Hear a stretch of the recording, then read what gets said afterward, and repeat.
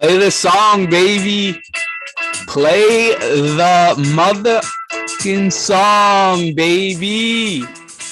Joel Hans Embiid, the real MVP, with the absolute dagger to the city of Toronto in Game 3 of the first round of the NBA playoffs. But damn, was that amazing? Was that needed? It's been getting heated, absolutely heated in between Toronto and Philadelphia over the past week as this round one of the playoffs has started. But god damn, was that a shot that the real MVP makes. I keep saying this, the real MVP, because it's a shame. I don't think he's going to win it. It's going to go to this other fraud. But we're not going to let that keep us down, because Joel Embiid puts this team on his back, as he's been doing for the whole year, for a couple years now, and gives the Sixers a 3-0 lead over the Toronto Raptors. Play the song. Absolutely electric. Thanks, everybody, for tuning in to another episode of the BSP Podcast. I am Brendan Petrilli. I hope everybody's enjoying a lovely Thursday afternoon. A couple days later, normally we've been putting out on Mondays, but, stuff happens. Glad to be able to react to this game. That's for damn sure. Man, I've never been so excited and yet so frustrated and tired at a basketball game that I ever have. Maybe not ever, but man. You go from the Sixers getting absolutely not blown out, but coming out flat.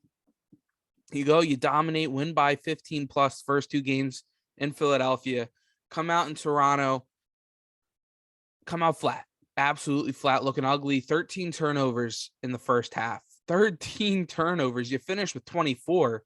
I mean, that's where you start. The frustration where you come off of a career low of zero for the real MVP. That's how I'm going to refer to him from now on. And now this game, absolutely ugly. Joel had about 4 in the first half. The team, they just weren't in a flow. They came out flat. They weren't electric. Tyrese wasn't getting out and running. James Harden, he was kind of doing his thing, but Embiid wasn't really scoring at all. And then they started to piece it together slowly, surely. I was at work watching for a little bit, and I'm getting all these texts. I'm like, relax. What I've been saying this whole year is the NBA doesn't matter until about halfway through the third quarter. And damn sure was I right again. Hashtag Brendan was right in the chat. But the thing with the Sixers, man, is that Tobias Harris had a great second half. And that's what you've been looking for from him, to give you those extra minutes, to give you those extra points where he was attacking, going to the basket, being physical, getting rebounds, actually playing a little bit of defense. Tyrese Maxey having great on the ball defense. They were pick and rolling on him, but he's just so fast that he just right back in front, putting a hand up in the air. Fred VanVleet made a lot of tough shots, but they were hard shots. But Tyrese, at the end of the game here, I mean, watching the highlights, a lot of these shots, his hand's right there, and they're bricking it. The end of the fourth quarter, they're bricking it, because Joel and Tyrese are so flexible to be able to guard either side of the ball, to guard any guy on the court, because they just out hustle you, they outwork you. And that's what just makes it electric to watch. A lot of fun. It's a great start to the NBA playoffs here, 3-0. I mean, if Doc Rivers blows this one, man, that'd be something. Knock on wood. But hey, thanks everybody again for tuning in here. Make sure you subscribe to the YouTube page. Follow on Spotify, Apple Podcasts. Go check us out on Twitter, Instagram, at BSP Podcast, at Brendan Petrilli. Hey, shout out to Blackthorn. Seeing what I'm wearing here. I didn't feel like changing, throwing a jersey on or something. But, we got a home game this Saturday. Come show out. Shout out to the boy Steve the Legend too. Ran into him. We got to do a collab with Steve coming up. But back to the Sixers here, man. One second.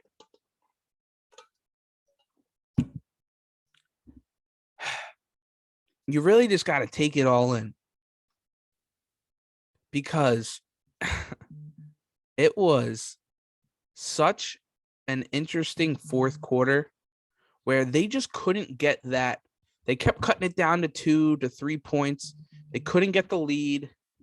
They couldn't get over the top. And when they got the lead, it was only 1 or 2 points. And then they would get a stop from the Raptors, and then they would just throw up a brick or turn it over again. And then the Raptors come back and tie the game. They couldn't make that extra shot to boost their lead past 2 points or 3 points. And credit to Toronto. They came out, they shot very well. But they absolutely suck. They didn't belong in this basketball game. It took 24 turnovers and an overtime for them to come even close to beating this Sixers team in the playoffs. Yeah, you had home court advantage there. That was a lot for them. You saw it in the first quarter. Guys were getting frustrated. But guess what happens at the end of it? The real MVP comes up and says, shut the front door. Because not even going to talk about that. But man, how great does that feel? I can't wait to see Joel's post-game press conference. Make sure you follow me on Twitter. I'll definitely be retweeting those clips this morning. Man, absolutely awesome. It's not a great win. It's an ugly win, but a win's a win. Now let's get into a couple different things here that we've got the excitement out. Had some fun with it. Had a lot of fun with it. But little things where this is the first round. You got to be able to get past this team, and they are. Now you got to not look past them yet. You got to win one more. But moving forward, what are the things that you got to work on as a team to be able to make that championship run that we talked about a couple months ago? Those things are, as a team, honestly, is that Tobias Harris, that aggressiveness goes a long way, because you have those big three in Maxey and Harden and Embiid. Embiid's giving you what he's giving you every night. Harden, he's not the same guy. He doesn't have that quickness. You know who has that quickness, though? That is Tyrese Maxey. And that makes up for it big time. But Harden still gives you that playmaking ability where his vision is just absolutely ridiculous. And that's where it comes down to it is the other guys around them, they just got to make 1 or 2 shots a game. Danny Green, man, absolutely struggled.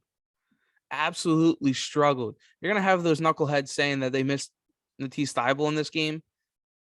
I would agree with you on the defensive end a little bit. The perimeter shooting, he would have helped out. He would help a lot.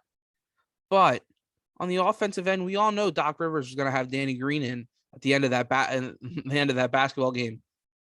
And Danny Green missing easy layups, missing 3-point shots. He made one where you were kind of like, okay, Danny needed that. And then 2 plays later, he's turning it over, getting his pock picks. Like, man, he needs to play better. There wasn't a lot of minutes going around for anybody else. And that might be a problem coming down the end stretch here. But there is something to this team where you have that energy in a young guy like Maxey. You have that fire, that desire in the real MVP, Joel Embiid, Joel HANS Embiid. You have it in James Harden, where they all know this is their chance. Harden knows this is his chance for a ring. And it's going to be exciting moving forward throughout the rest of this playoffs. I want to thank everybody out there for tuning into this episode of Trillion 10, the BSP Podcast. It's been a little delayed this week. I'm going to the Phillies game Friday night. If anybody, maybe a fan meet and greet, Not opposed to it. Yeah, right. I make myself laugh. But yeah, hit me up if you're going to the game. Love to hang out, maybe grab a beer or two. Maybe watch the Phillies. The bats are coming alive, man.